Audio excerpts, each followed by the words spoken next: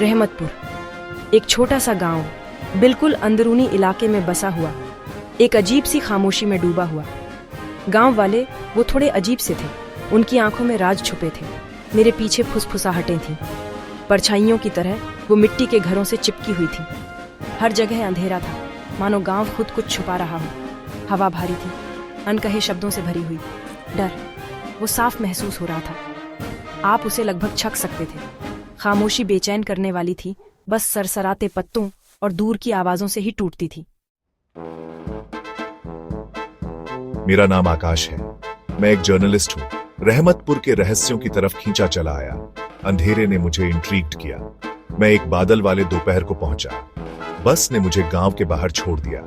मेरे पैरों के चारों ओर धूल उड़ रही थी। मैं अपने ऊपर नजरें महसूस कर सकता था, मेरी हरकत पर नजर रखे हुए। धीरे से, ये कौन है? ये यहाँ क्यों आया है? एक बुजुर्ग महिला ने अपनी शॉल को जोर से पकड़ लिया। उसकी आंखें डर से भरी हुई थीं।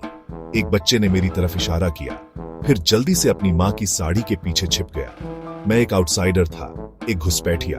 कर्कश आवाज, ये गांव श्रापित है। गांव के मुखिया रामलाल नाम के एक झुर्रियों वाले आदमी ने मुझे शक की निगाहों से देखा। उसकी आवाज कर्कश थी, जैसे सूखे पत्ते पैरों तले कुचल रहे हों। उसने मुझे जाने की चेतावनी दी। मैंने रामलाल की चेतावनियों को नजरअंदाज कर दिया।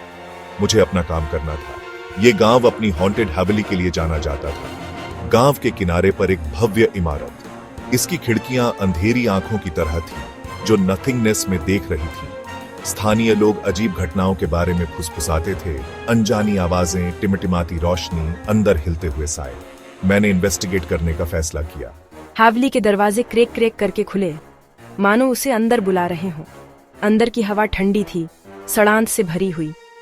हर जगह धूल जमी हुई थी। हर कोने से मकड़ी के जाले लटके हुए थे।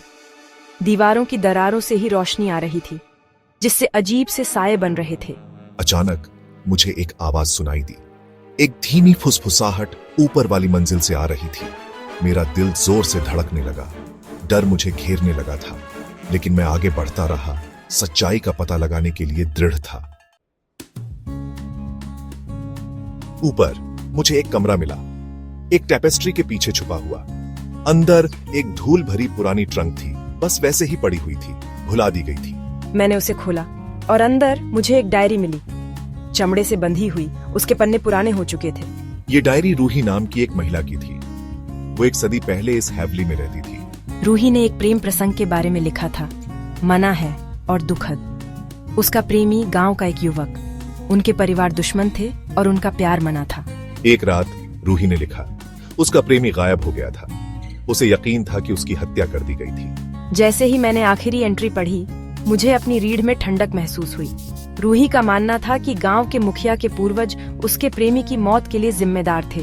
दुख और गुस्से से प्रेरित होकर उसने बदला लेने की कसम खाई थी। उसकी डायरी अचानक खत्म हो गई। रहस्य अनसुलझा ही रहा। रूही की डायरी में गांव के राज की कुंजी थी। मैंने रामलाल को अपनी फाइंडिंग्स के बारे में बताया। उसका चेहरा पीला पड़ गया। उसकी आंखें घबराहट से इधर उधर देखने लगी। उसने कबूल कर लिया, सच्चाई उसके मुंह से निकल गई। उसके पूर्वज ने ही रूही के प्रेमी को मारा था, ईर्ष्या और डर के कारण। गांव ने पीढ़ियों से इस राज को दबा कर रखा था। मेरे आर्टिकल ने सच्चाई को उजागर किया। न्याय भले ही देर से, लेकिन आखिरकार मिला। रामलाल को अपने पूर्वजों के कर्मों का फल भुगतना पड़ा। रहमतपुर गांव आखिरकार अपने अतीत के सायों से मुक्त हो गया।